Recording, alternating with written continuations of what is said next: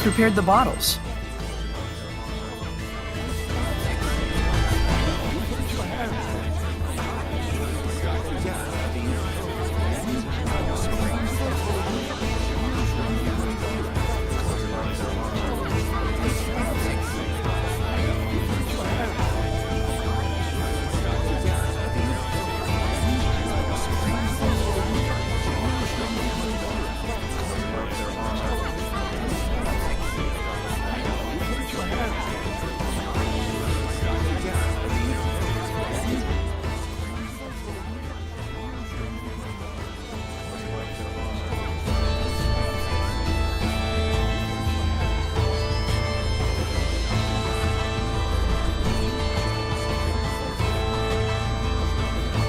Pick something up.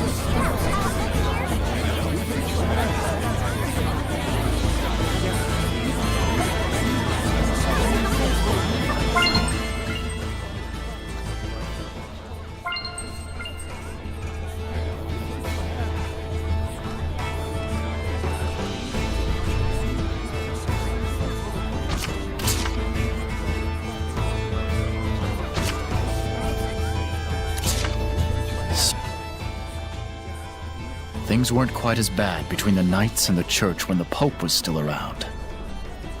The Pope? Pope Macedra was a kind-hearted philanthropist, whom the former Emperor greatly trusted.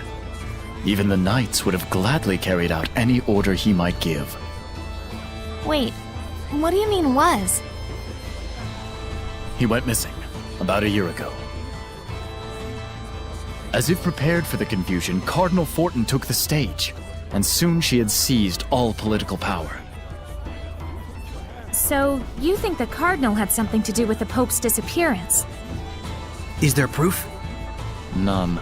I had the combined powers of the entire Night Squad on the case, but no clues turned up. But any knight who snooped around the Cardinal went missing. 18 of them in all. Subtle. I don't want to admit it, but in order to stand against the Cardinal, we need power that exceeds natural capabilities. Shepherd Saray, I know it is wrong of me to ask, but can you help seek out the true nature of the Cardinal? The Cardinal resides at the church in Pendrago, right? I thought commoners weren't allowed inside. It's true. I'll try to pull some strings on my end to get you permission to enter. All right, we'll meet with the Cardinal. Oh, frabjous day! I shall make the preparations immediately. Milady, please forgive me for dragging your husband into all of this. Huh? Let us reconvene at Pendrago. Once you've arrived, come to the Knight's Tower. He seriously thinks you two are married? What a weirdo. But he's so pure. A pure idiot.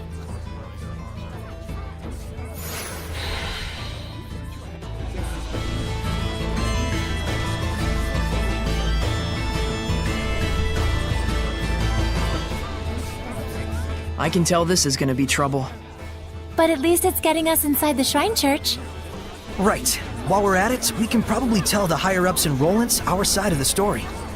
Though something tells me those higher-ups are going to be the real problem.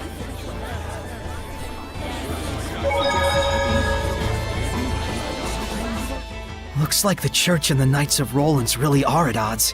And here I thought they were both supposed to protect the people. Herd mentality always prevails when people sort themselves into groups, no matter the situation. It can be helpful in lending authority to institutions that wouldn't otherwise command it, but more often than not, it generates malevolence, leading to great conflict.